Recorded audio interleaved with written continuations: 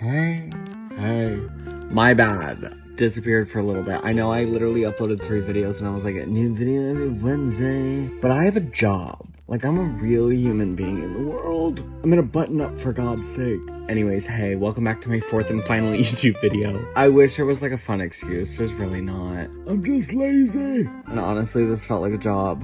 I have one of those. I think for me, like, one of the biggest issues was like, I was making YouTube content I thought that like I had to make or needed to make. I don't want to do all that. To me, like, I would rather have a channel where I talk a lot about like my random hyperfixations and like where I'm at in life and a daily life update. I feel like if we're really gonna get to know each other, I might as well talk to you about things I like and where I'm at in life. And for today, I really want to talk about something that has been a huge hyperfixation for me. If any of you guys know me in my personal life, I love the 1950s. For one thing and one thing only, an art style called retrofuturism. For decades, this is what we thought the future was going to look like. Flying cars, vacations on the moon, cities in space. Technology was something that was supposed to make life easier, cleaner, faster, and somehow a lot more fun. And this vision became one of the most recognizable art movements in modern history. You can see the influence of retrofuturism almost everywhere. Movies, television shows, fashion, music videos, the way the technology is always imagined for tomorrow. But what a lot of people don't know is this whimsical art style of retrofuturism actually stems from one of the scariest moments in history, the Cold War, a time where children practiced nuclear attack drills,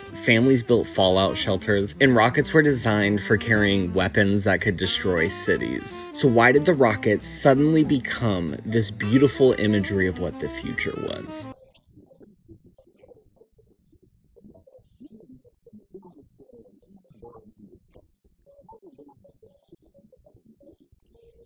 And the cool part about retrofuturism is it's a future that was imagined from something that we now see so far stuck in the past. It's what a lot of previous generations imagined that the future would look like. Chrome rockets, rounded televisions. But retrofuturism isn't one single aesthetic. Different generations imagine different futures. In the early 20th century, the future was mechanical. Massive cities, elevated trains, airships floating between skyscrapers. But by the 1950s and 1960s, the future was becoming atomic. Everything was cleaner, brighter, faster. Homes became automated. Cars looked like rockets. And technology promised to solve nearly every problem. This era created what many people now call the atomic age or space age aesthetic. It was optimistic, playful, and strangely innocent. The future wasn't something to fear. It was something humanity was excited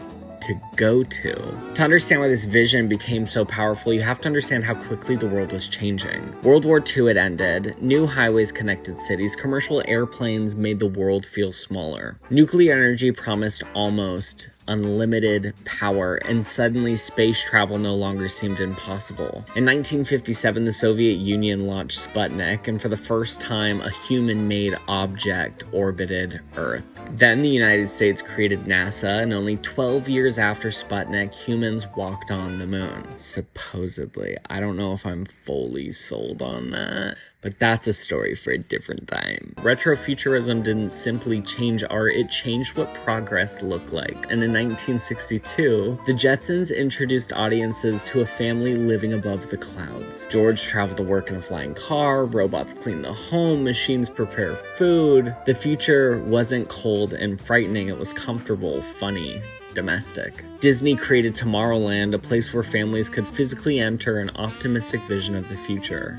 Even modern technology companies right now still borrow from these ideas of minimal architecture, smooth surfaces, self-driving cars, any sort of artificial intelligence. The promise is often the same as technology will make tomorrow easier. Retrofuturism didn't predict the future. It taught generations how the future was supposed to feel, but there's something strange hidden beneath all this optimism. The space age aesthetic became popular during the Cold War. The same era that promised moon vacations also taught children to hide beneath their desks. And the same technology capable of carrying humans beyond Earth could carry nuclear weapons across it, which this is what leads to the theory. What if the rise of optimistic space age imagery wasn't about imagining the future, but it also changed how people feel about the technology that they feared? At the center of this theory is one object, the rocket. During the Cold War, rockets had two identities. Point one towards another country and become a weapon. Point one towards space and it becomes exploration. The engineering behind ballistic missiles and space launch vehicles heavily overlapped. Both require powerful engines, guidance systems, extreme speed, long-distance flight, and enormous government investment. But the emotional meaning was completely different. A missile represented fear, a space rocket represented hope.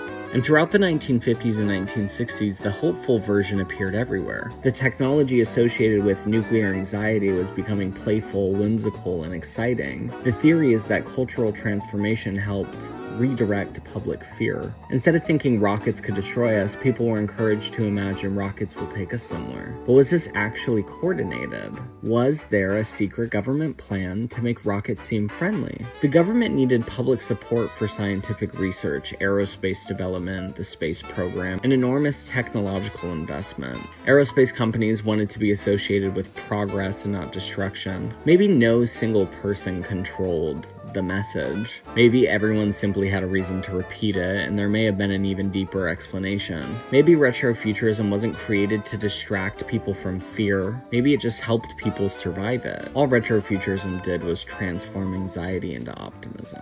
But what do you think? Was space age optimism simply humanity dreaming for the future? Or was it one of the greatest cultural reframing campaigns in modern history? Now, if you like videos like this, please give a like and subscribe to this channel. This is what I love, and this is what kind of videos I want to make. So if you don't like any of this stuff and you only subscribed because I was uploading really dumb videos, I totally get if you want to go. But if you want to learn something fun about art, a little bit about history, and some of the cool stuff happening in the world, hit subscribe, and I'll see you guys whenever I see you guys. Bye.